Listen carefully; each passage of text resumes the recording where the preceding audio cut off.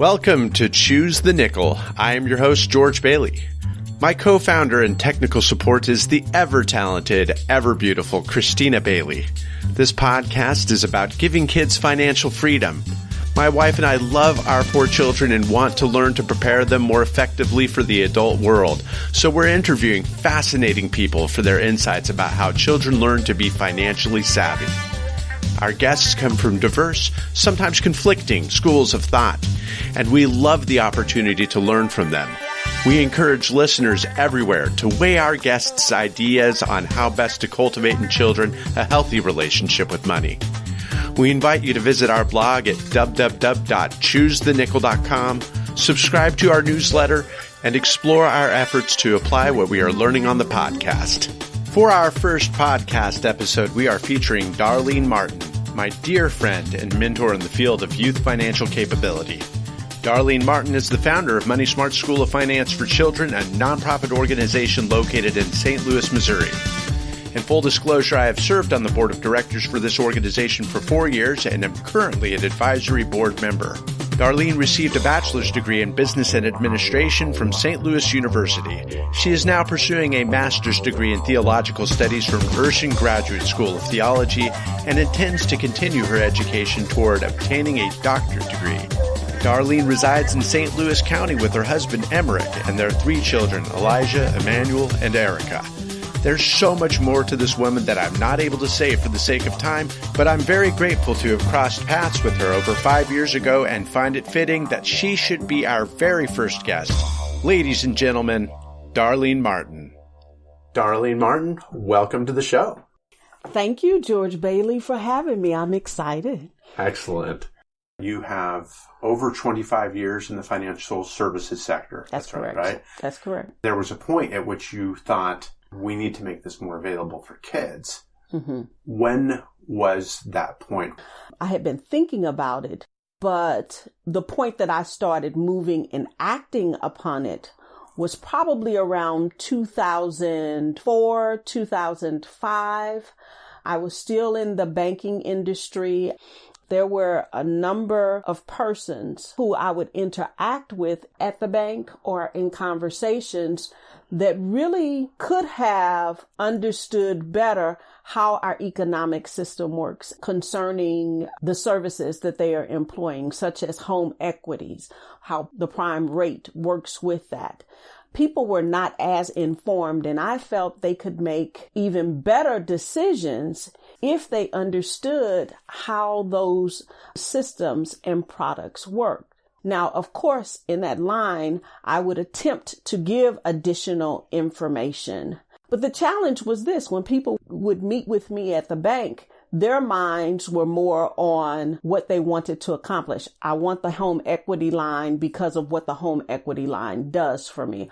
Or I want to start an investment portfolio because of what it does for me, and not understanding the other sides of it. And so time was limited in terms of how much information I could share to make sure that my client really understood. And so I started thinking, when people come in to have a conversation about their personal finances, it's not the best place to start an educational series. Their minds just aren't there.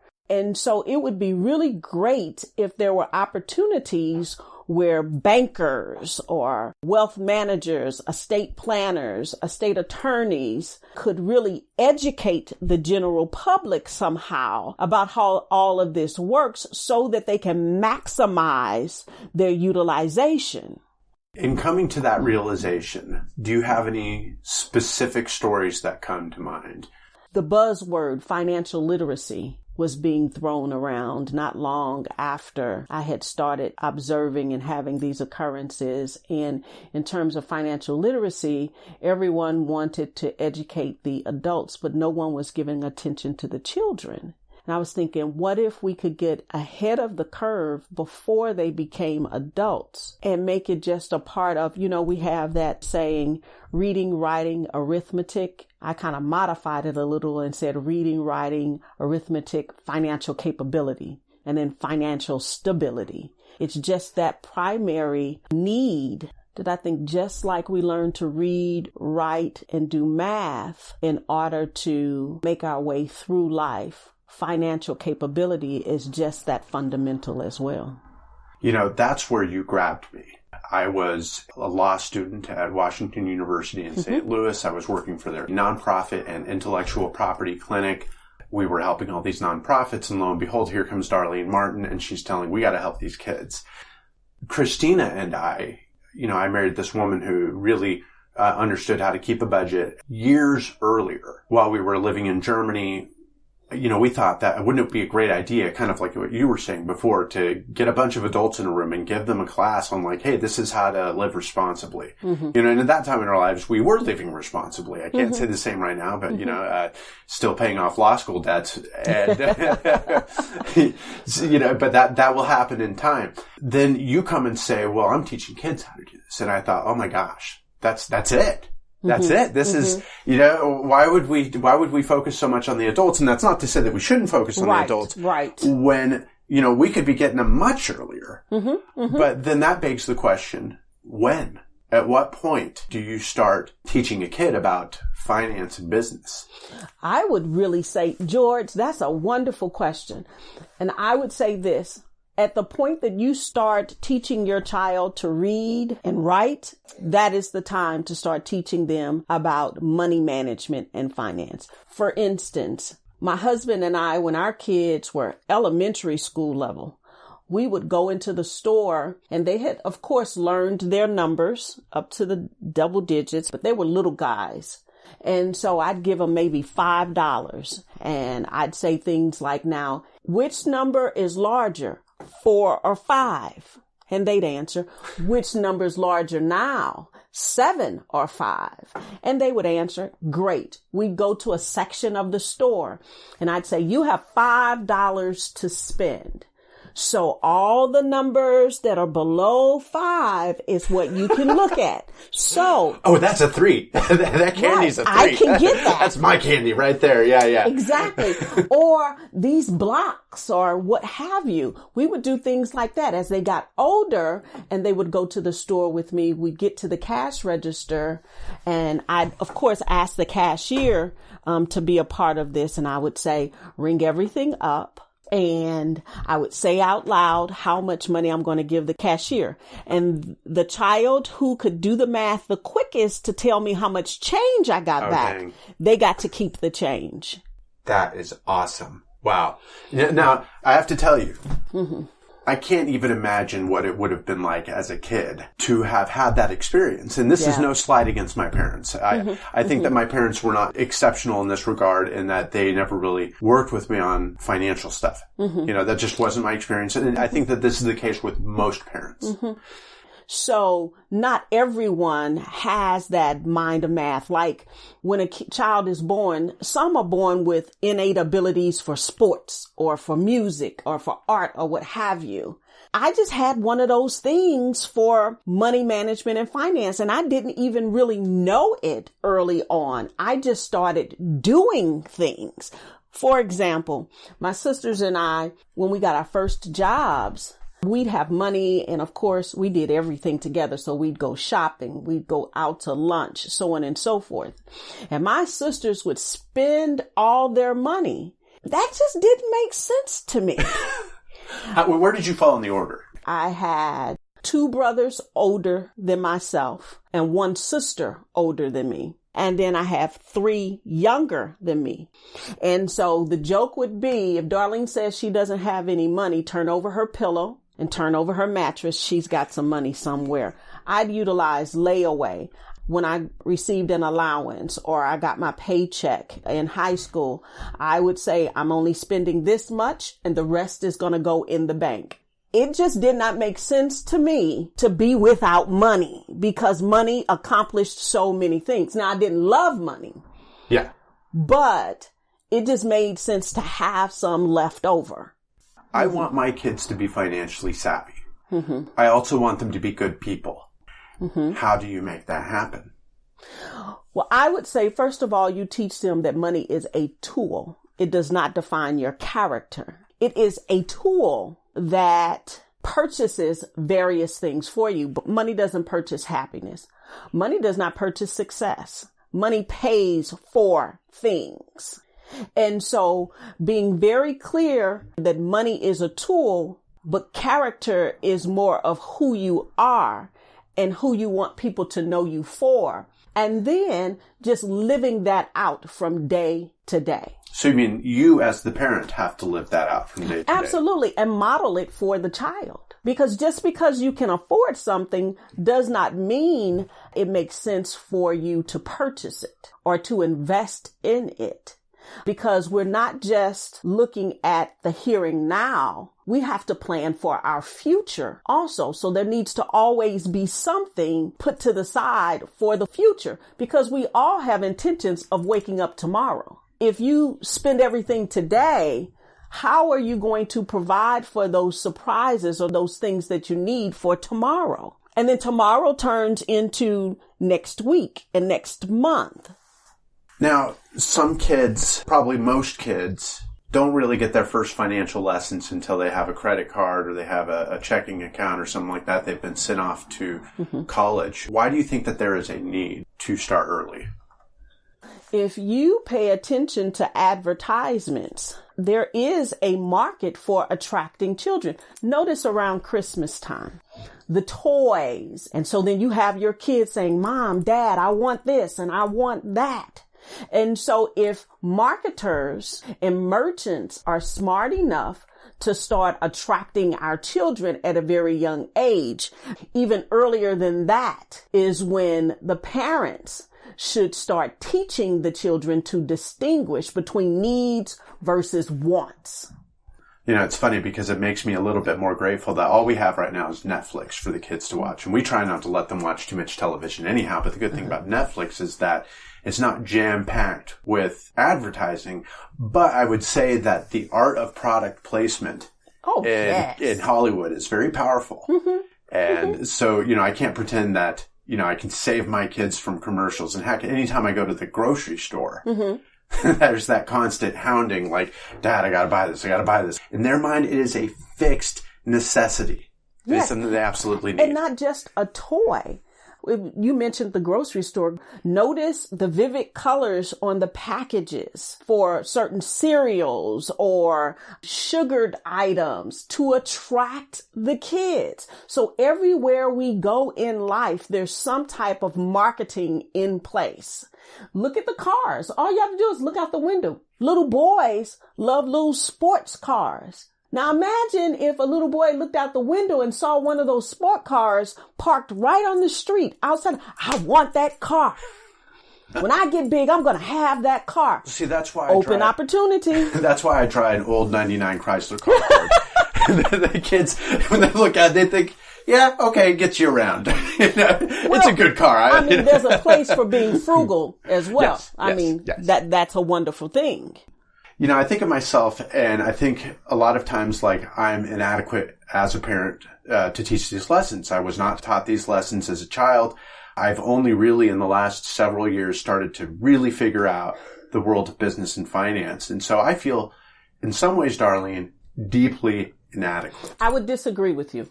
I would say that most parents are adequate. They simply don't know it. Let's go back to our grocery store example. I can remember my mother, when she would take us to the grocery store, she would make one of us responsible for the list. She'd make a grocery list, and someone would be responsible for the calculator, adding things up. So you go to the grocery store, you know that you have a budget, so involve the child in it. Make it fun for the kids. Like, you can get, so this brand is this dollar amount, but if we get this one, it's a few dollars more, but it's still 4 items in the package. Well, why would we pay 50 cents more for this second package than we would for the first package? Would that make sense? So just common conversations. I'm thinking to myself right now, I need to go out and get 3 other calculators. I already have one. But there's no way, you're not doing that store example when you've got like one, you've got 4 kids and 1 calculator. That's a recipe for disaster right there. But that is a terrific idea. I love that. And I'm thinking like you could get a calculator for $1. You can get one at the dollar store, matter of fact, for $1. I really love that you have confidence in parents and their ability to be able to teach their kids. And the reason why my fear kicks in is that I look at how little we have to teach them with, the resources as we start a couple new businesses that we're working on right now. And I'm still kind of getting my feet wet in the financial services world after a few years of working in it. I don't feel like we've got all these resources to be able to throw around. And I know that a lot of my listeners are in that same situation. And yet you insist that there is something that we can teach our children. George, you say resources are limited. Fine. I'll accept that. But here are some other things that you can use in place of money. Chores around the house. Let's say, Billy, once you finish eating and you put your things away in the sink, here's what we'll do. You can get 2 cookies if you do it within this amount of time, or I don't have to come back and tell you a second time. But you'll get 2 cookies and I'll give you 5 more minutes on your favorite channel if you'll do this also. Okay. And within that context, teach the child about time management. Teach them about being efficient. You can teach them then about the numbers. What am I doing at this point? I am teaching them how to think through certain opportunities. We're teaching them negotiation skills. You're teaching them there are other opportunities, so on and so forth at their level, of course. But there are all types of life situations that you can utilize to teach a child about economics, to teach them about money, to teach them about making good decisions. So then we as parents have to be very creative in looking around our homes. Absolutely. If we feel like we're struggling to provide the means, there are other resources. Don't think in terms of money. No. Don't be so two-dimensional. Absolutely. Look outside the box. Absolutely. I think that's very fair. You can substitute money for something else, but still teach the same principles. Now, I want to go back to your childhood. You had mentioned that you just had this instinct to be able to just save and do the right thing with money. Is this something that you are born with, or is this something that can be cultivated later on? I would say both. You can be born with it. It's something that can be taught later as well. So when you say I'm savvy, I would say there are a lot of people that are much more savvy with money than I am. I just happen to have a knack for it. It comes naturally, and I have a passion for teaching others. So I'm always looking for opportunities for teaching moments. And how would you teach someone about this, and taking very complicated principles and concepts and breaking them down to a 6th grade level? I like that type of thing. And so more than anything, what I believe is that the Lord created me with the purpose of being able to teach with a passion and to break down complicated concepts and principles to a much lower level for others to be able to grasp it. Do you have specific memories in your mind of your childhood and spending? You gave us one that I really like about your brothers and sisters knowing Darlene always had something. Just, shake her up. You're going to get some lunch money from that. But do you have any other memories? I was in high school, and I don't really remember how I was able to do this. I was able to get credit cards, a card for gas. I had a Neiman, Saks Fifth, number of stores, and I would just buy. And at some point, I must have been 19, 20, 21, something of that nature. And I remembered sitting with the bills that had come as a result of my spending and saying, I have to give each of these companies a little bit of money. This one a little bit, and this one a little bit, and this one a little bit. But I wonder if I could add all of these together and just make one payment, and what that interest rate would be, because I went through each bill and I calculated the interest rate on each one. And when I added it up, I was like, that's a lot. So I said, I wonder if I can consolidate this. And I actually went to the bank and had a conversation and said, this is what I'm thinking.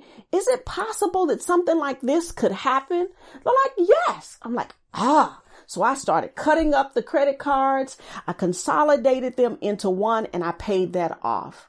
Another thing, I purchased life insurance at a very young age. No one taught me this. Again, this is just Darlene understanding. So I might be a little bit older than what you want me to be in these descriptions. I don't mind. You are. You just made me giddy talking about life insurance. You know how I feel about that. So. Yes. So, it made sense to me. You get a lot of death benefit, but the younger you are, the healthier you are, the less you're paying in premium. Well, see, now that made sense to me. So I'm like, well, I'm 21. Why don't I lock a large policy in whole life? And now for the rest of my life, I only have to pay a certain amount of money, a very small amount. That made sense to me. And my cash value was growing. So at that age, with the understanding that I had of life insurance, that made sense. But the mere fact that I had that in place at a very young age, I purchased my first home in St. Louis County at about age 23. Wow. It just made sense to me. And I can't explain it other than the Lord blessing my mind. Because Darlene by herself just isn't that smart. So on your biography on the Money Smart School of Finance for Children website, you said, in my family, one thing I did learn was that the next generation should have a stepping stool up from the previous generation. Yes. And that is something that my husband and I work very hard towards now. So my dad was the one with some money sense. Yeah. And so I watched how my dad made some decisions and some of the amenities we were able to enjoy because of some decisions that he had made.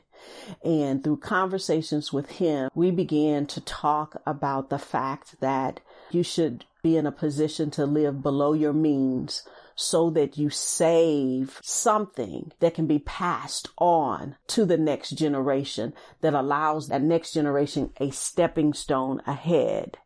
And then that next generation, something is saved to pass on a legacy of some sort that gives them a stepping stone.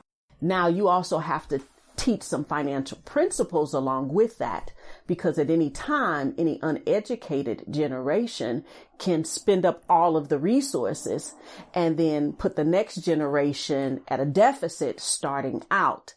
And so one of the things that my husband and I have taught our children is that there will be a legacy of some sort, but living below your means is most important so that you have something put aside for a rainy day, for emergencies, and for your children and your children's children. I know that this is about finance, but I can't really talk about it without also talking about the goodness of the Lord, because I am a very faith-driven person. And there is a biblical principle that says it is a wise man who will leave an inheritance for his grandchildren and his children's children's children. That's a principle in the Bible.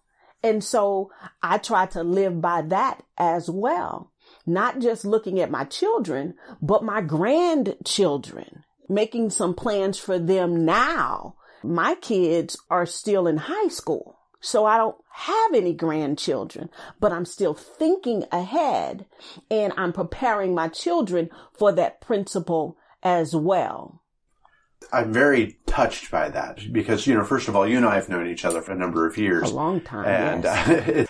I have always been inspired by your example and your abidance to your faith. I think that that's fantastic. Mm-hmm.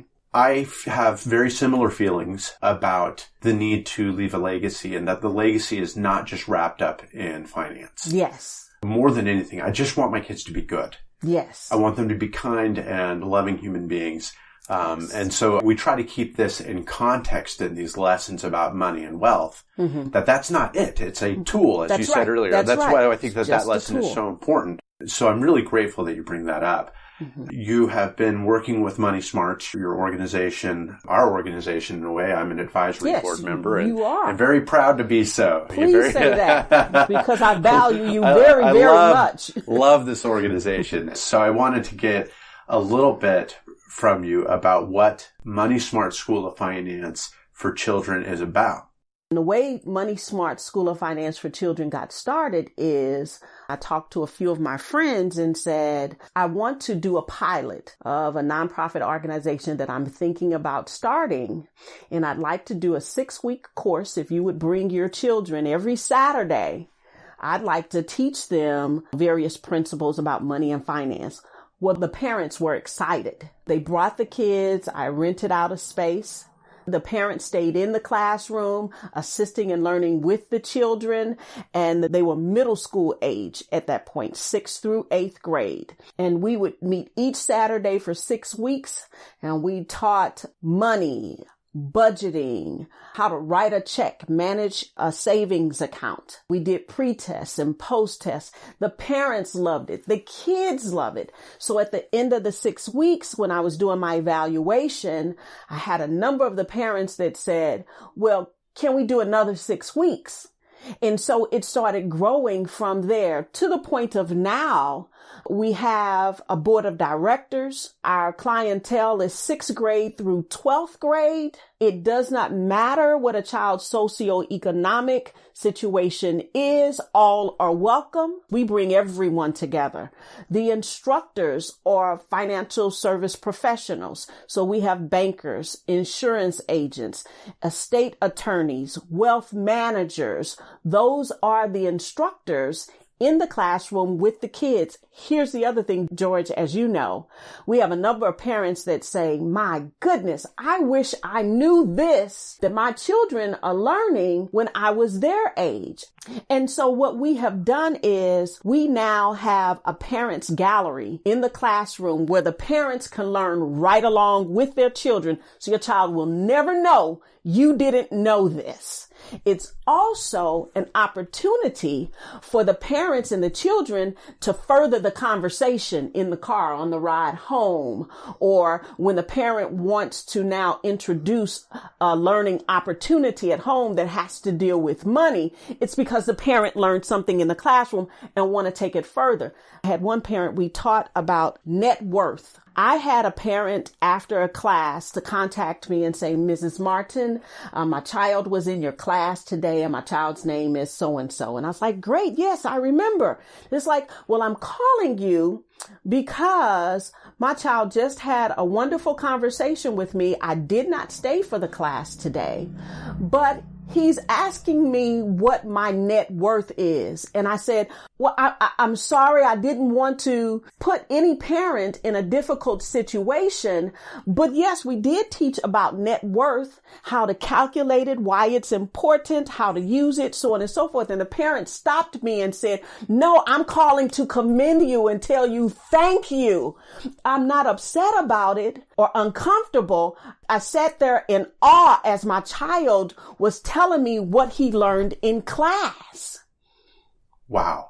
And that brings to my mind this survey. You were the first person to introduce me to this survey. It's an ING survey from 2009. Wow. That shows that 2/3 of parents, when asked whether they'd rather speak with their children about the birds and the bees or finance, opted to speak about the birds and the bees. Yes.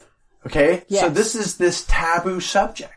Absolutely. And here's another survey for you. As I was doing research on the topic, and I was wondering, why isn't this a required course in school from middle school to high school? Why isn't this required? Now, there is a financial education piece, so many hours the kids need to have before they can graduate from high school. But those classes just touch the surface. And that's not a criticism, because there's lots of other things educators and our teachers are teaching our kids that are absolutely wonderful. So that's not a criticism, but it is an observation and an opportunity for us to step in and do something even better, which then gives Money Smarts even more purpose. And so what this survey said is when educators were surveyed about teaching financial literacy to children in school, overwhelmingly the educators responded, I don't feel adequate in teaching it. And one of the reasons that they were giving is because I struggle with my finances. The other is I'm not an expert in this. This is not my area of study. And so what Money Smart School of Finance for Children says is it's ours. And we love it, and we have professionals that teach it. We want your kids. We geek out so hard on these things. We geek out real bad, George. And I make no apologies for it. You want to talk about life insurance? Let's do this. Yeah. Well, and here's the thing. We raise our children to be responsible adults. We send them off to college to learn some type of specialty so that they can get a good paying job and they can be successful. Absolutely wonderful. But guess what? If they can't manage the money, I don't care how much money you have coming in, if it cannot be managed properly, it's going out the door. And so there's always a need. What we teach touches every profession, every socioeconomic level. Financial education, financial capability touches absolutely everything. This goes to what you were saying earlier about the need to incorporate it into this reading, writing, arithmetic, financial capability. Absolutely. And I agree with that wholeheartedly because I think, look, we teach our kids to read at a young age and then reading is then integrated into everything ever afterward. Reading is a part of history. Reading is a part of sociology. Reading is a part of science. Reading is it's a part of all of these things. And so I look at finance much the same way, where it's like, look, start early on. The earlier you start, the more fluent your children become. And then as they grow, then they can incorporate those financial literacy components into mathematics or any other. You see how all these things really are woven together. I love that approach. Now, in watching the last few years, I've seen that there actually is a growing movement nationally for financial empowerment, financial literacy, financial capability. So, we're here in St. Louis, and I welcome that effort across the United States. I've seen examples of it in Philadelphia. I've seen examples in other cities. Where do you see this movement going, and what kind of excitement do you have about that? George, I would love to see financial capability being taught for children across the nation as a requirement, introducing them into society just like a college education or just like middle school education. Those are requirements for life. And I would like to see, whether it's Money Smart School of Finance for Children or even bigger, just the movement teaching children to be financially savvy at an early age. I would like to see that in every single city in some capacity. And when I say financial capability, I am not just talking about budgeting and credit, which those are very important and they're foundational, but that does not build wealth. That does not transfer from generation to generation. So then I would like within that for there to be an area of learning about the stock market, learning about the transfer of wealth from one generation to the next, which would include wills, trusts. I would like to see somewhere where it is just common knowledge that you would give back to your community. And so having that taught across the nation in every city. If Money Smart School of Finance for Children has to be the initiator, then so be it. But a formal education in the financial capabilities area. That's what I would like to see. And right now we partner with a number of organizations, girls and boys clubs and things of that nature to help get this moving. And so we love to collaborate. We've worked with the Girl Scouts of America. I think, we've worked with a number of other really wonderful organizations. Yes. That's been great. For those listeners who are listening to this and thinking like, by gum, I've got to get more engaged in this cause. That's for both those who live locally and also for those who live elsewhere. Okay. Yeah. So the first thing that I would say is, in order to volunteer, first of all, with Money Smart School of Finance for Children, you do not have to be in the financial services profession. We can place you in the classroom. And so if you do not live in the St. Louis area, there are programs such as the Jumpstart Coalition, that is a national organization. If you want to contact me and have a conversation to see some other things that you could do, that would be easy as well. And you could even start small. Let's say you're not here in St. Louis. You're in Chicago or Nebraska or wherever. And this is something that you would like to do. Perhaps partner with a banker, or the FDIC has curriculum, and start small teaching. But more importantly, if you would like someone from Money Smarts to come out and make a presentation to a group, we're open for doing something like that. There are so many opportunities. You know, George, what we tend to do is just have an open ear to a conversation, and then we see what we can do to make the vision a reality. This is what I like about what's happening, is that this particular cause is now only just now taking shape. Mm-hmm. And so I agree with you. I think that we do have to have open minds moving forward on what it's going to require to start a movement around this. Now, you mentioned that people can start their own organization out there, collaborate with a banker. I love that you said that we don't have to be financial professionals to jump into this cause. You've got life experiences. I can't tell you how many times I would love to see more people in there who really don't have a finance background, because they will inevitably bring up stuff that we are not thinking of. We get so narrow in our kind of understanding, and then we start a little echo chamber. And so you got to shake it up with all of the different ideas that are out there for how we can expand this vision. And I think that we've got some great ideas on the horizon. Darlene, I am certain that we will be having more of this conversation in the future. Absolutely. Yes. Thank you. Everybody else, thank you for listening. We hoped you enjoyed the interview and found useful ideas about things you can do with your kids. Be sure to check the show notes at www.choosethenickel.com for links to names, books, and other resources we discussed in today's show.